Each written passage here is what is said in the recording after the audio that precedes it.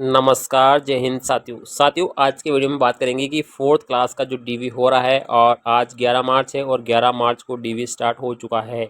साथियों जिन अभ्यर्थियों का 11 मार्च को है वो अपने मंडल पर पहुंच चुके हैं और डीवी भी करवा रहे हैं। उन्होंने जैसे फीडबैक भेजा है तो उसी के हिसाब से हम बताना चाह रहे हैं कि इस प्रकार से उनके सामने वहाँ जो स्कूल है वहाँ पे लिस्टें लगी हुई है कि आपको डॉक्यूमेंट का जो क्रम है वो इस प्रकार से आपको जमा के लाना है।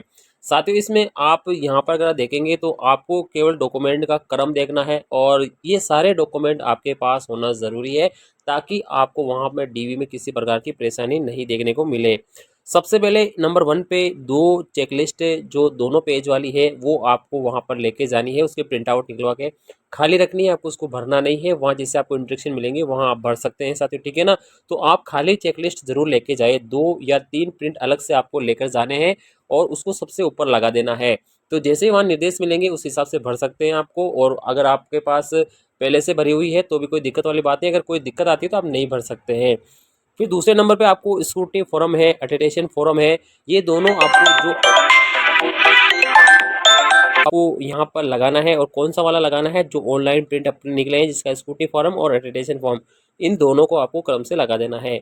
उसके बाद वो तीसरे नंबर पर आपको 10वीं की मार्कशीट लगानी है और उसका आपको प्रमाण पत्र लगाना है। इसके अलावा अगर आपने 12वीं का लगाया है तो 12वीं और 12वीं का प्रमाण पत्र, कॉलेज लगाई तो कॉलेज और कॉलेज की सारी मार्कशीट और डिग्री आपको लगानी है, आप सभी को पता है। 4 नंबर पे आपको पता है कि मूल निवास प्रमाण पत्र लगाना है, अगर आप पुराना है तो आपको संबंधित एफिडेविट भी आपको लगा देना है। 5 नंबर पे आपको जाति प्रमाण पत्र लगाना, आप किसी भी कैटेगरी से बिलोंग करते हैं, अगर वो पुराना हो चुका तो आप उसका एफिडेविट बनाए हैं तो वो आपको उसके पास में ही लगाना होगा। इसके अलावा यहाँ पे 6 नंबर पे आपको अन्य श्रेणी का, आपको विधवा, प्रतिज्ञा, खेल संबंधी विशेष योग्यजन इत्यादि है तो आपको प्रमाण पत्र लगाना है। 7 नंबर पे आपको अंतिम संस्था का चरित्र प्रमाण पत्र आपको जरूर लगवाना है। 8 नंबर पे आपने 2 चरित्र प्रमाण पत्र जो बनवाए राजपत्र अधिकारी से वो आपको लगाने हैं, ओरिजिनल ही लगेंगे। उसके बाद में आपको 9 नंबर पे आपका वचन पत्र लगेगा जो आपने बनवा रखा है सादे पेपर पर। फिर 10 नंबर पे आपका संविधान का पत्र लगेगा जो आपने 50 रुपये पे बनाया है। और 11 नंबर पे आपको दहेज संबंधी घोषणा पत्र, आपको विधवा, त्यागी या विवाहित है उसका लगाना होगा, ये विवाहित है तो भी आपको लगाना है कि हम विवाह दहेज नहीं लेते हैं। 12 नंबर पे आपका विवाह प्रमाण पत्र लगाना है, अगर 22/5/2006 से पूर्व हुआ है तो आपको केवल शपथ पत्र लगाना है, वरना आपको विवाह पंजीयन लगाना है। 13 नंबर पे संतान संबंधी घोषणा पत्र लगाना है, राजपत्र अधिकारी से आपको उसको प्रमाणित भी करवाना है। 14 नंबर पे आपको सामान्य घोषणा पत्र लिखना है और आपको 15 नंबर पे आपको विकल्प पत्र अपनी टीएसपी नॉन टीएसपी का वो आपको लगाना है। 15 नंबर पे आपको नमूना विकल्प पत्र है और 16 नंबर पे आपको नमूना हस्ताक्षर का प्रारूप लगाना है। 17 नंबर पे आपको स्वयं का फोटो, पहचान पत्र, आधार, वोटर आईडी जो भी है वो आपको लगा देना है।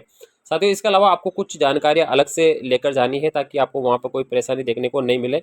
इसके अलावा आपको प्रिंट लेकर जाने हैं, जैसे 2-2 प्रिंट ले जाने हैं, तो उसमें एक आवेदन का प्रिंट होना चाहिए, एडमिट कार्ड का प्रिंट होना चाहिए और जो स्कोर कार्ड रिवाइज हुआ उसका प्रिंट होना चाहिए। फीस 100 रुपये की रसीद है वो होनी चाहिए।